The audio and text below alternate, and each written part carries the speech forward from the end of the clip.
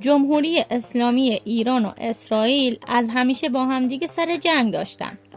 گرچه بین اونا جنگی در نمی گرفت، ولی همواره یکدیگر رو تهدید میکردن و زیرساختهای مهم کشور رقیب رو هدف حمله قرار میدادن.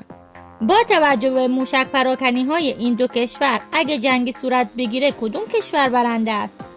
اگه میخوای توان دفاعی هر کدوم از این کشورها رو بدونی، تا آخر ویدیو همراه هم باش.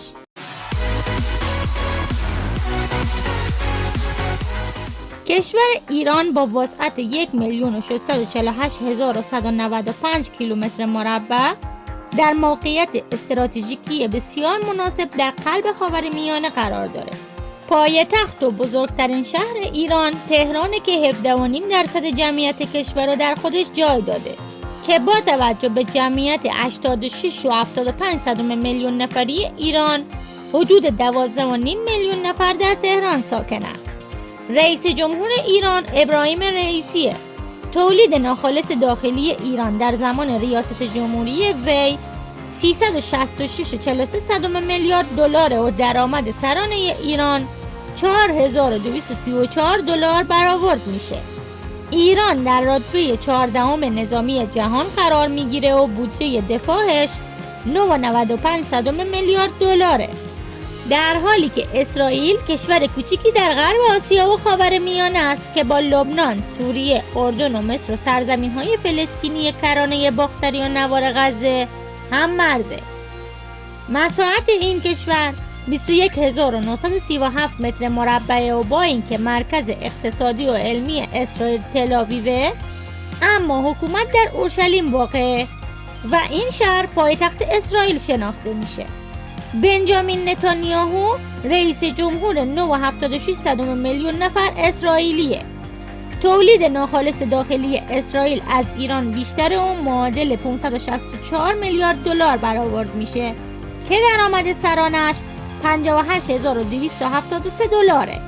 اسرائیل از لحاظ رتبه نظامی در رتبه 17 جهان قرار میگیره و بودجه دفاعش هم 24.4 میلیارد دلاره که 2.5 برابر بودجه‌ایه که ایران برای دفاع خودش اختصاص داده. ایران در حال حاضر هیچ سلاح هسته‌ای نداره، اما تعداد کل نظامیانش از اسرائیل بیشتره. نظامیان ایران 1,180,000 نفرن که 610,000 نفر آنها پرسنل فعال هستن و 570,000 نفر هم پرسنل ذخیره محسوب میشن. اما اسرائیل 90 کلاهک هسته‌ای داره. کل نظامیانش 670,000 نفرن که 170,000 نفرش نیروی فعال و 500,000 نفر نیروی ذخیره. تعداد تانک های مبارز ایران 1996 تاست و تانک های اسرائیل 1370 تا. خودروهای زره‌پوش رسمی ایران 8500 تاست و اسرائیل 10,275 تا از این خودروها رو در اختیار داره. مرسی که لایکو میزنی. امرب‌ها وسایل نقلیه نظامی هستند که در برابر مین‌ها و بمب‌های کنار جاده‌ای مقاومند. جنگ ایران و عراق ایجاب کرد که ایران امرب‌های زیادی رو تولید کنه، به طوری که تعداد امرب‌های ایران 2 برابر اسرائیله. ایران 610 امرب و اسرائیل 310 امرب در اختیار داره. تعداد عامل‌های زرعی ایران 5,800 و 8,835 تا از این خودروها از آن اسرائیل‌اند. ایران نسبت به اسرائیل توپ‌های جنگی تقریباً 3 برابری داره که تعداد این توپ‌ها برای ایران 2,630 تاست و اسرائیل فقط 950 تا از این توپ‌ها رو در اختیار داره. سامانه دفاع موشکی و موشک‌انداز ایران 775 تا و این سامانه برای اسرائیل فقط 150 تاست. وسعت ایران باعث شده فرودگاه‌های بسیاری در کشور به وجود بیاد که ازدیاد فرودگاه‌ها به نفع ایرانه. تعداد فرودگاه‌های ایران و اسرائیل رو آخر ویدیو ببین.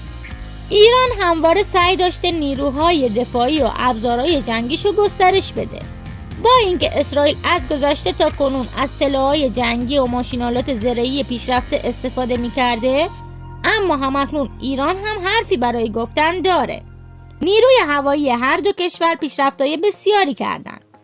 تعداد هواپیماهای جنگی ایران 551 عدده و این تعداد برای اسرائیل 612 عدده.